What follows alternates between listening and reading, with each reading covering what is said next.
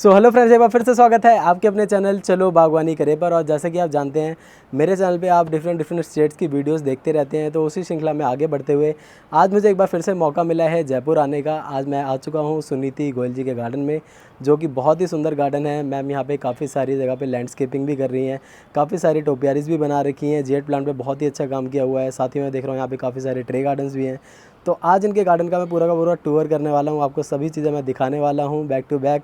Ma'am के साथ कुछ वीडियोस मेरे चैनल पर आ रही हैं और आशा है आपको बहुत पसंद आएंगी।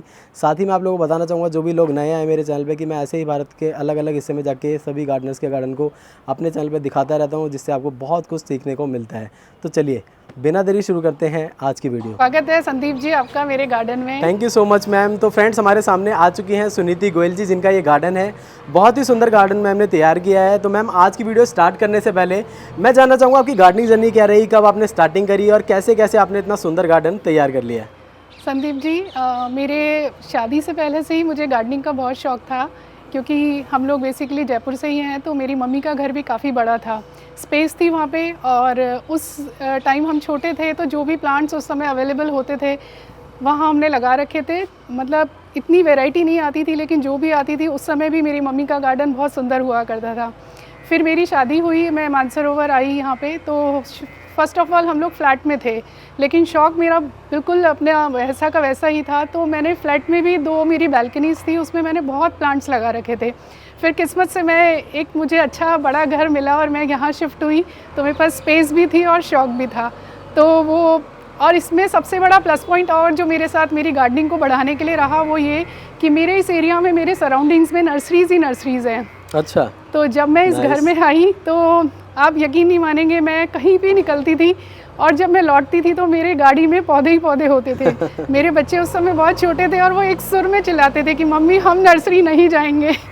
मतलब कहने का मतलब ये है कि कहीं के लिए भी मैं निकलूं, मेरे चारों दिशाओं में यहाँ नर्सरीज़ ही नर्सरीज़ हैं। तो और शौक़ मुझे बहुत था। तो एक समय ऐसा आया कि मेरा पूरा घर पौधों से भर गया था, लेकिन मुझे बेसिक नई चीज़ें आती थी।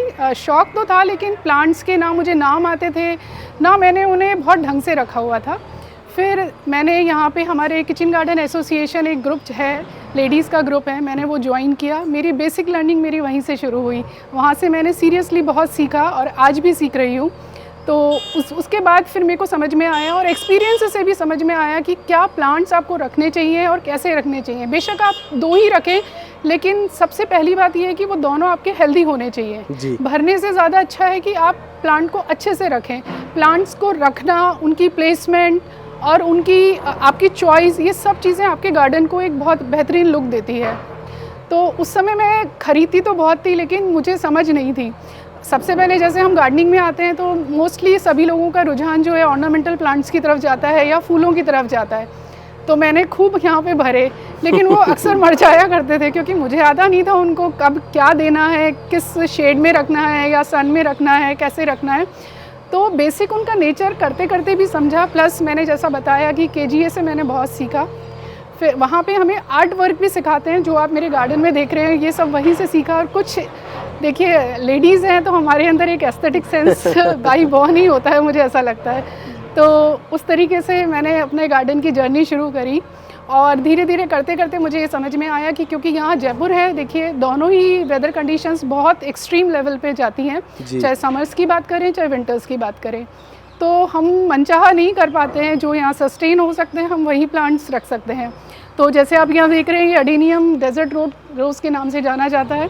तो मैंने ये यहीं पे स्टार्टिंग में मेरे घर की एंट्री है, यहाँ पे मैंने अडेनियम से शुरुआत की है, और ये जयपुर में चलने वाला बहुत अच्छा प्लांट है। और सबसे बड़ी बात है कि ये साल में कम से कम 4 बार या 5 बार ब्लूम देता है।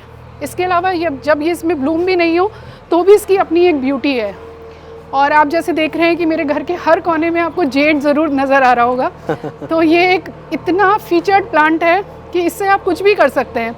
टोपियारीज बना सकते हैं, आप बोनसाइज बना सकते हैं, आप इसको नेचुरल वे में, जैसे आप देखिए वहाँ पे मेरा ये पूरा लटक रहा है, इस तरीके से मैंने लगा रखा है, नेचुरल इसकी ग्रोथ हो रही है। तो बहुत जेड सुंदर लग रहा है मैम। हाँ, तो जेड एक बहुत ही फीचर्ड प्लांट है, और इसको यहाँ रखने में हमें कोई परेशानी भी नहीं है। तो आप देखेंगे कि हर जगह आपको ये दिखेगा। मतलब आप जेड प्लांट पे भी कर रहे हैं, टोपियारीज बना रहे हैं, इस पर भी काम आपने किया, आपने काफ़ी सारे ट्रे गार्डन्स भी बनाए, और अडेनियम पे तो आप वर्क कर ही रहे हैं। साथ ही में मैं देख रहा हूँ मैम इस तरह से जो जैसे कि आपने बताया केजीए में आपने काफ़ी सारी चीज़ें सीखी हैं, तो आई थिंक डेकोरेशन वगैरह भी बहुत सुंदर आपने की हुई है। मुझे मेरे व्यूअर को बहुत ही अच्छा लग रहा होगा। तो इसके बारे में बताइए कि किस तरीके से हम अपने गार्डन को इस तरह हम डेकोरेट कर सकते हैं, किस तरह के पौधे हमें उसमें यूज़ करने चाहिए। देखिए, जहाँ तक अपन इस सेक्शन में आप आइए, यहाँ पे जहाँ मेरी ट्रेज हैं, ट्रेज की मैं बात करूँ, क्योंकि देखिए ये एक आर्ट फॉर्म है, मतलब गार्डनिंग का ही एक आर्ट फॉर्म है और ये सबको ही बहुत ज़्यादा अट्रैक्ट करता है। तो मेरा इस तरफ मेरा हाथ बहुत अच्छा था। मैंने शुरुआत में जब ये करना शुरू किया तो बहुत मज़ा आता था करने में, और जब जो चीज़ बन के निकल के आती थी लोग उसकी बहुत तारीफ़ करते थे। तो धीरे धीरे आप देख रहे हैं कि मतलब हर दिन मेरे को लगता था कि मैं कुछ नया बनाऊं। कुछ रात को जब मैं सोती थी तो भी मेरे दिमाग में एक डिज़ाइनिंग चल रही होती थी कि नेक्स्ट मैं क्या बनाऊंगी। और सबसे बड़ी बात है कि गार्डनिंग ट्रे गार्डन के लिए आप जो सोचें उससे रिलेटेड आपको हर चीज़ बाज़ार में आज मौजूद है। मिनिएचर्स हैं, इतनी सुंदर सुंदर ट्रेज आती हैं, चाहे सिरेमिक के हो चाहे प्लास्टिक की हो। तो आप जैसा सोच रहे हैं आपके दिमाग में, आप हूबहू उसको एक छोटी सी ट्रे में उतार सकते हैं। आप चाहें तो एक डेजर्ट का सीन क्रिएट कर सकते हैं, आप चाहें तो फेयरी गार्डन कर सकते हैं, कैक्टस की बना सकते हैं, ऑर्नामेंटल प्लांट्स की बना सकते हैं, ये आपके अपने पर है। लेकिन फिर भी ट्रे गार्डन के कुछ रूल्स होते हैं, या एक कुछ मतलब जैसे करते करते जो मुझे समझ में आया कि हर तरीके का पौधा नहीं चलता है। कैक्टस बहुत अच्छे से जाते हैं, आप देख ही रहे होंगे मेरे काफ़ी ट्रेज में कैक्टस मैंने लगा रखे हैं। इसके अलावा छोटी पत्ती के जो पौधे होते हैं वो जनरली हम ट्रे गार्डन में यूज़ करते हैं, जैसे कि फाइकस है, स्नो बुश है, अरेलिया है और यूका है। इस तरीके के पौधे बहुत अच्छे से जाते हैं ट्रेज में। मेरे पास में आप ज़्यादा ऐसे कैक्टस देख रहे होंगे, क्योंकि कैक्टस बहुत अच्छे से ग्रो करते हैं। यदि किसी ट्रे में मेरा जब शेप बिगड़ने लगता है या ओवर ग्रो होता है तो उसमें से निकल के वो नेक्स्ट ट्रे में चला जाता है या नई एक बन जाती है। बहुत ही सुंदर लग रहे हैं मैम। अच्छा, आपका भी जैसे कि आपने हमें बताया कि यहाँ पे समर्स में भी बहुत एक्सट्रीम होता है, विंटर में भी बहुत एक्सट्रीम होता है, तो इसी तरह मैं जानना चाहूँगा, जैसे आपने ट्रे गार्डन अपने बनाया उसमें आपने कैक्टस लगाया, समर्स में तो कोई प्रॉब्लम होती नहीं है, विंटर्स में क्या फेस करते हैं आप?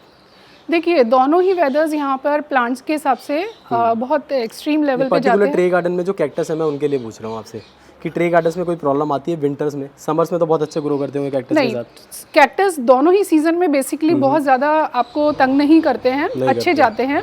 लेकिन इनको बारिश से थोड़ी प्रॉब्लम होती है। बारिश में ये अक्सर कहीं यदि आपने नहीं चेक किया, वाटर लॉगिंग यदि इसमें हो रही है तो गल जाते हैं। और इवन कई बार मैंने मेरे एक्सपीरियंस से देखा कि आप एक ट्रे से निकाल के इसको किसी दूसरी जगह पे शिफ्ट करते हैं तो भी ये गल जाते हैं। तो इसका तरीका ये होता है, यदि आप कटिंग लगा रहे हैं तो आप इसकी कटिंग को काट के कम से कम 4 से 5 दिन इसको सुखाएं। इसके अंदर से जो एक सीरम जो निकलता है वो बिल्कुल ड्राई हो जाए। उसके बाद आप इसको कहीं पे भी, यदि आप पॉट में लगा रहे हैं तो पॉट में भी आपको कम से कम इसको काटने के बाद 5 दिन इसको रखना है। फिर उसके बाद आप लगाइए, यकीनन आपके कुछ नहीं होगा।